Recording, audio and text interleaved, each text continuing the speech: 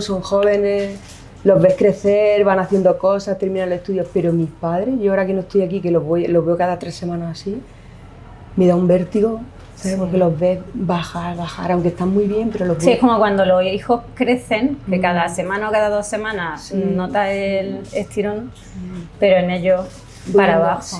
Sí, los vas viendo, pues son cada vez más mayores, cada vez más. ¿Y eso qué te produce? ¿Qué sensación? Me da mucho vértigo, sí, pero también creo que está relacionado con las pérdidas que he tenido en los últimos años, de gente que de repente se va, ¿no? Que no estaba previsto que se fuera. Entonces es como que empieza a depositar ese gente vértigo. más joven. Sí, y yo empiezo pues he perdido a tío, hermano de mis padres ya, entonces es como que me empieza a dar el vértigo de que lo empiezas a ver ya en la casilla de salida, ¿sabes? Como que de repente los hijos vivimos un poco... ¿Sabes? Vas creciendo, vas haciendo, trabajas, creces, tal. Y de repente, cuando te paras a mirar a tus padres, ya no están tus abuelos. Como que generacional. Ya no están tus abuelos, algunos de tus tíos ya no están, y es como la línea, ¿no? Es como... Sí. Entonces me da vértigo, sobre todo me genera vértigo. No en mí, en ellos sobre todo ahora. Pero bueno, al final es ley de vida y... No hay otra. Nada más que verlos bien y que estén bien y ya está. Un poco más. ¿Y tú estudiaste psicología? Yo estudié primero Relaciones Públicas. Sí. En la primera vez cuando era joven estudié. Y luego siempre tenía una inquietud, que era haber estudiado psicología. ¿Cuál fue tu motivación para estudiar psicología? ¿El entenderte tú como le pasa a la mayoría de la gente que estudia psicología? No tanto. No. ¿O porque tú sí querías ayudar? No, fue curiosidad. Porque además que tu rama es... espérate, hablando de... Son trastornos mentales, salud. Exacto, salud en trastornos mentales y del comportamiento. Fue inquietud. Yo soy mucho de observar a la gente. Sí. Entonces me faltaban datos. Que fue por inquietud, nunca tuve una pretensión de seguir, ni de ejercer, ni de ser psicóloga como tal. Que fue más nutritivo que con ninguna pretensión. Es verdad que luego sí que me salió la oportunidad en la misma UNED, porque yo estudié psicología en la UNED, de dar clase a alumnos de psicología. Incluso me crucé con algunos que habían sido compañeros míos y luego fui yo la tutora de esos mismos compañeros, de gente que va más lenta o que no va con... Pues la UNED la gente suele estudiar con más relajado, como no es una carrera de fondo, es como más... Entonces yo fui un poco a lo mejor más rápido y luego tuve la oportunidad de darle clases a gente que habían sido mis compañeros y estuve 4 o 5 años, luego ya me fui a Cartagena y eso lo perdí. Pero que no, lo de psicología fue una inquietud personal. El saber por qué hay detrás. Luego, cuando estudias realmente te das cuenta que no somos todos tan diferentes. Parece que los seres humanos tenemos como una exclusividad o nos creemos que somos un poco únicos, pero luego en realidad en comportamiento no somos tan únicos. ¿No? Somos al final como muy patrón, hacemos como muchos patrones de comportamiento. Y eso me enseñó la psicología, ¿no? Y luego estamos también muy influenciados por el grupo, ¿no? Y sí, somos muy masa en general. El también, entorno, ¿no? La gente con la que te rodea. Somos una sociedad, al final, a todos los niveles, grupal y más grande. Entonces, los comportamientos están muy regidos por el entorno en donde creces, cómo te educan.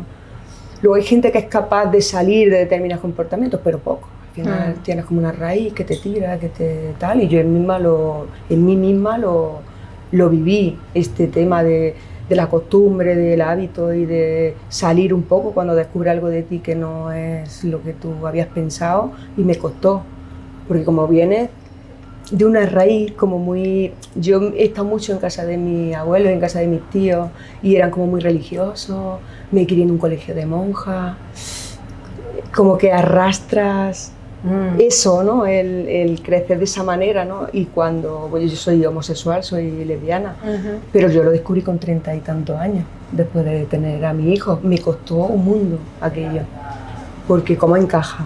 Tú tienes una vida, una estructura que te enseñan a edificar, a construir, pero nadie te enseña a deconstruir, a desmontar eso y a construir otra cosa que sea bueno para ti.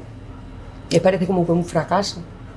Bueno, es un poco como cuando te separas o te divorcias y tal y te dicen, bueno, ahora tienes que empezar de cero. bueno, de cero no, tengo que seguir mi vida, pero por otro lado. Sí, ¿no? construir otra cosa que te haga feliz, que en la que te encuentres bien y tal. Y entonces la costumbre a veces cuesta, a mí me costó mucho trabajo salir sobre todo, ¿no? Yo cuando hablan del armario, yo sí estuve en el armario.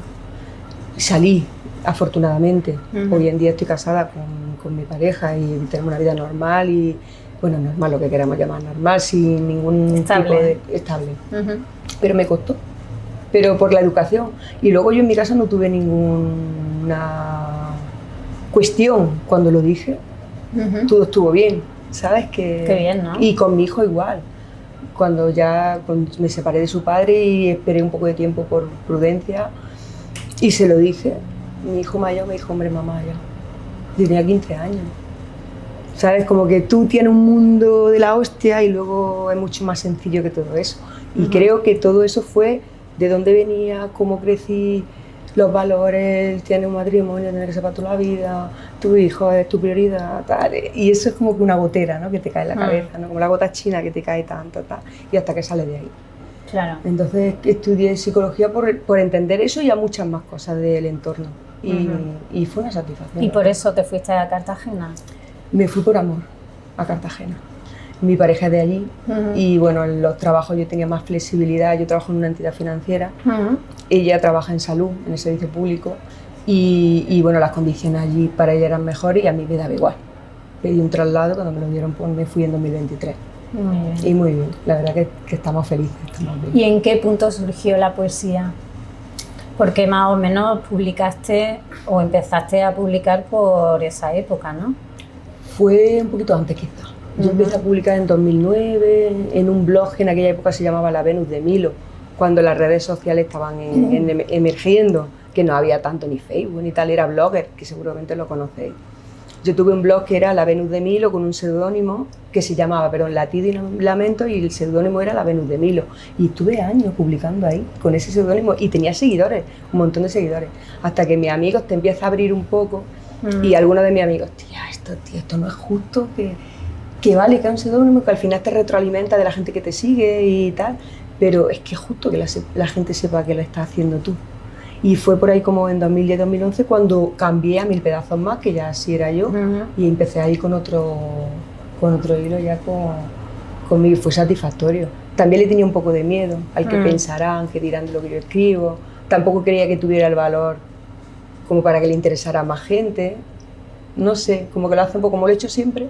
Yo me recuerdo escribiendo siempre, desde que era niña, pues tampoco crees que tenga un valor, era curativo, más que con ninguna pretensión.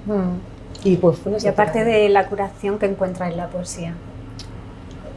Yo creo que Lorca decía que todas las cosas tienen un misterio y la poesía es el misterio que tienen todas las cosas, ¿no?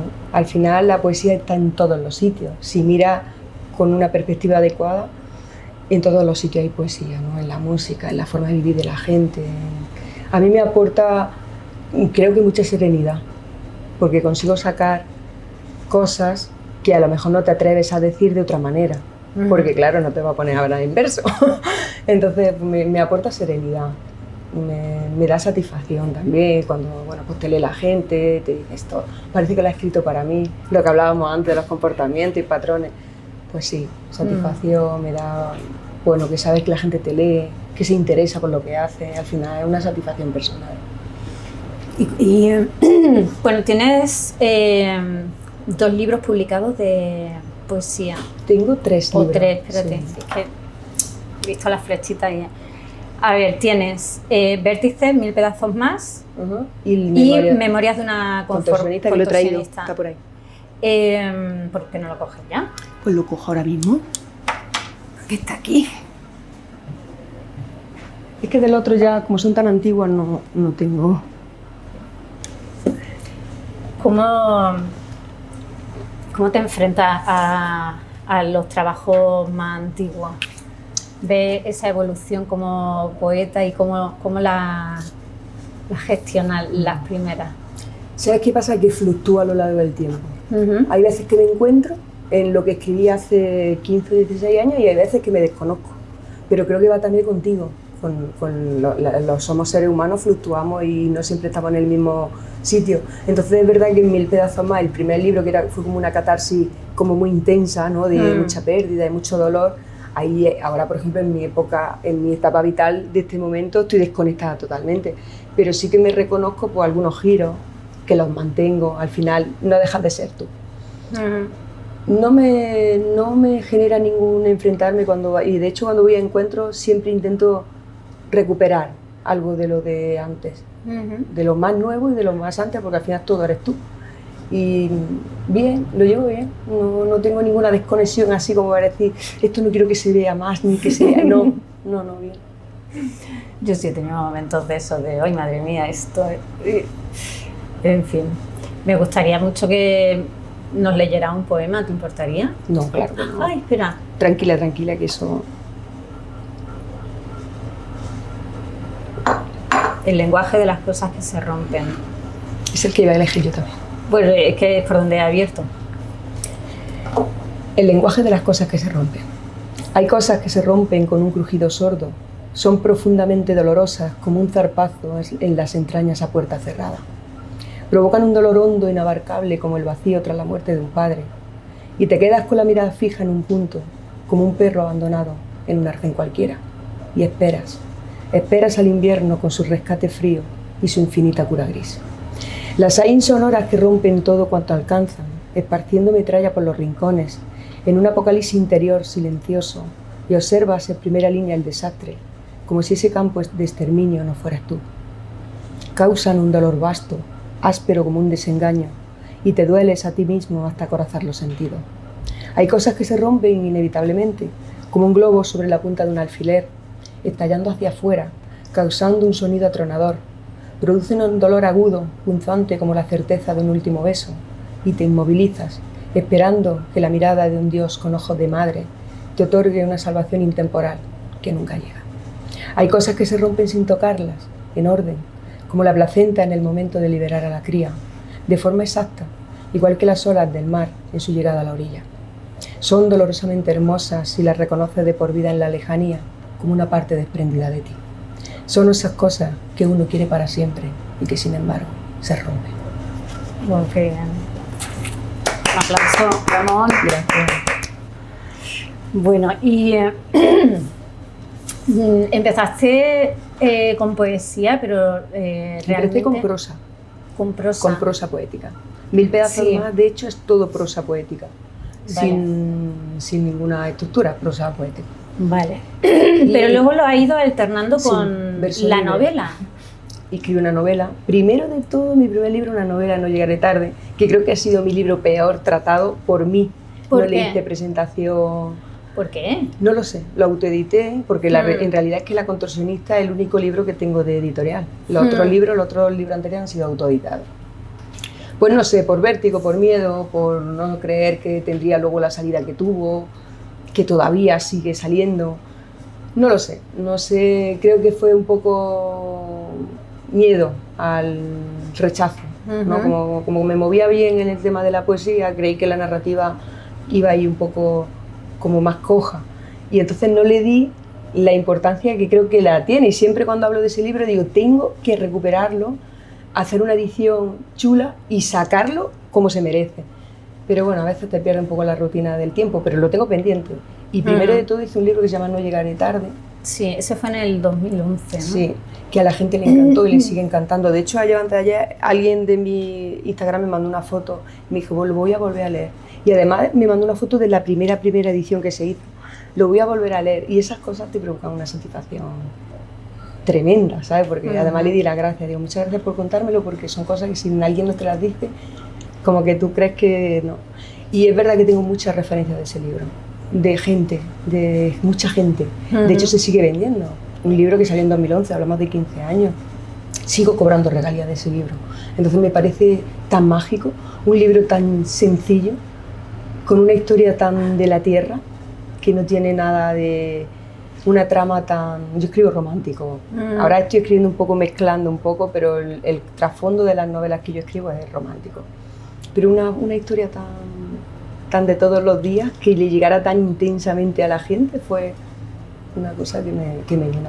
Luego ya hice 1000 pedazos más, que fue como un recopilatorio del blog ese de Blogger, y luego en 2015 saqué Vértice, que ya era como un libro como más sosegado, ¿no? Como más tranquilo y como más tal. Y luego, bueno, vino La Contorsionista, que creo que es mi mejor libro de poesía, creo que es La Contorsionista.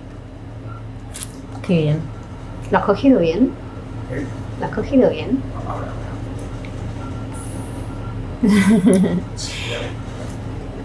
Tu cámara esa Que hiciste también una obra de teatro. Sí. O sea, es que tengo la sensación de que vas ahí como con mucho cuidado, como para no molestar, Sí. pero luego te atreves. O sea, prosa poética, poesía, novela, Sí. y ahora teatro Sí. también. ¿Sabes qué pasa? Que no me gusta ser el centro de atención en ningún sitio. Ujú. Me gusta hacer lo que hago y me gusta hacerlo lo mejor que sé, pero no me gusta mucho hacerme notar. Ujú. Prefiero que lleguen, no ir al encuentro. Prefiero que me encuentren a yo ir buscando algo que puede llegar o no. O cuando tú haces un libro, una obra de teatro, tú no sabes si a la gente le va a llegar. Tú crees que sí, pero no lo sabes. Y para mí es más satisfactorio que te encuentren. Ostras, tío, que esto lo has hecho tú, tal, ¿no? Tal. Sí, pero tú entiendes que la promoción en este tipo de disciplinas es fundamental. Es fundamental. Pero una vez que ya está el libro, Mm. es decir, yo por ejemplo cuando cambié de trabajo, yo cuando llegué al sitio donde trabajo ahora, yo nunca llego diciendo, no, yo es que escribo. Ujú. Luego me encuentran porque al final la promoción, hace una historia en Instagram, tus compañeros te siguen, publica una historia en WhatsApp, ostras tía, que tú haces esto, ¿sabes? Tal, y ahí el interés, cuando surge el interés. Para mí no tiene ningún valor llegar a un sitio diciendo yo hago, yo soy, yo tal. Cuando lo descubras, si te gusta te queda, y si no, no. Evidentemente cuando sacas un libro tienes que moverlo por todos sitios, si no, no suena. Y bueno, las cosas hay que hacerlas sonar, si no, no tiene sentido. Bueno, ¿y ahora qué estás escribiendo? Pues he estado muchos años con narrativa, Ujú. aunque mi hábitat natural es la poesía, porque para mí la poesía es verdad que es algo que yo tengo innato, no me supone ningún esfuerzo, luego la trabajo, estoy trabajando ahora la métrica en algunos poemas, el soneto, el verso en decasílabo y lo trabajo, pero no es mi pasión, lo hago por inquietud, por aprender, pero no es algo en el que yo me quiera meter ahí de lleno a hacer un libro de verso en decasílabo, no. Quiero conocerlo, quiero conocer esa porque creo que está muy de moda y bueno, es interesante saber lo que hacen otras personas. Pero bueno, ahora es verdad que el último año he escrito mucha narrativa. Escribí un libro, además de temática lésbica, que es el que quiero sacar a continuación justo. Ujú. Y luego escribí otras 2 novelas, pero que las tengo en barbecho. O sea, que no tengo ninguna inquietud. Quiero sacar un libro de poemas pronto, porque creo que tengo una colección que merece estar en la calle y que no pase más tiempo guardada en un cajón. Y hago, sobre todo, me gusta mucho hacer narrativa. La verdad es que disfruto mucho escribiendo narrativa, para mí es muy divertida. Para mí la poesía es pulsión, un momento, ¿no? Tal, y la narrativa requiere como un trabajo, no perderle el hilo, tener una constancia, escribir todos los días un ratito, releer un poco, tal, y la poesía para mí no es así. Sueltas, corriges, le das forma, le das un poquito de sonido, tal, y para mí la poesía tiene que tener música, si no, para mí no es poesía. Y ya está. Pero disfruto mucho haciendo narrativa. ¿Te cuesta cargarte páginas? A veces sí y a veces no. Hay veces que la página en blanco es terrible para un escritor, pero me pasa en todas las partes, con el artículo vuestro del Extra. Hay veces que digo, ¿qué quiero hacer? ¿No? Y a lo mejor me tiro 2 o 3 días, luego ya cuando me pongo sale, pero tengo que tener la idea, ¿no? Y hay veces, pues días de mucha producción y hay días pues que no. Yo hablo mucho de emociones, de cómo se sienten los personajes, eso requiere mucho trabajo. Porque creo que en lo que peor educados estamos los seres humanos es en educación emocional, en saber exteriorizar o contar qué es lo que te pasa. Cuando te enfrentas a una página en la que tienes que contar una emoción, no es yo cogí el tren y me fui a Madrid y llegué a la ciudad, estaba maravillosa. Tienes que contar una emoción de manera que el que te lea haga ese viaje contigo, ¿no? La temática lésbica está, pues si no en ascenso, sí por lo menos en un punto muy bueno ahora. ¿Qué autoras son las que lees tú? Yo he leído mucho a Ruth Google, que escribe de temática, solo escribe temática lésbica. Yo creo que todas las lesbianas que escribimos al final picamos en ese tema, ¿no? En ese género. Es verdad que no me quiero encasillar, porque para mí no tiene sentido, ¿no? Al final escribes para todo el mundo y creo también que esos libros son para todo el mundo. En realidad no deja de ser una relación de ser humano. Da igual el sexo que tenga y cómo lo viva. Al final es una relación más humana entre dos personas que se quieren y fin. He leído mucho a Ruth Google, que lo hace muy bien, y ahora estoy leyendo una chica de redes que es periodista con muy poquitos seguidores, que es Abril, el apellido no lo sé, Bauer, una cosa así. Creo que es un seudónimo, pero todavía no sé quién es, en realidad. Pero es verdad que conecté con ella a través de Instagram y me manda todo lo que va escribiendo, me lo va mandando. Y la leo muchísimo ahora, porque escribe muy bien. Y le he preguntado otras veces, ¿pero quién eres? Pero no me lo quiere decir todavía, me lo dirá. Y escribe muy bien. Y en esa temática estoy leyendo a esta. Y luego leo muy variado. O sea, es verdad que estoy leyendo mucho contemporáneo. Mucho de recomendaciones, de libros que están muy Anso Domingo, libros que están ahora Las Horas de Talló, libros que están sonando mucho y que además merecen ser leídos, independientemente de la calidad o mi opinión literaria que pueda tener sobre unos mejores y otros peores para mi gusto, ¿no? Y luego, por ejemplo, ahora estoy leyendo La Pasión Turca otra vez, de Antonio Gala. O sea que hay libros que yo leo recurrentemente a lo largo de los años, de vez en cuando los cojo, como La Pasión Turca, por ejemplo. Creo que ese libro nadie se lo debería perder. El otro día mi pareja me dice, ¿otra vez? Y digo, pues sí, porque hay partes que conectan tanto con mi forma de lo que yo viví, de mi forma de ver la vida, que me gusta volver a leerlo. Siempre hay algo nuevo que descubrir en un libro. Sí. Bueno, Sonia, pues muchísimas gracias por venir a vernos y charlar un ratito con nosotros. A vosotros, ha sido un placer. Se me ha ido rapidísimo el tiempo. Ha sido muy interesante conocerte porque, como te decía antes, tenía la sensación de que ya te conocía y muy agradable. Muchísimas gracias.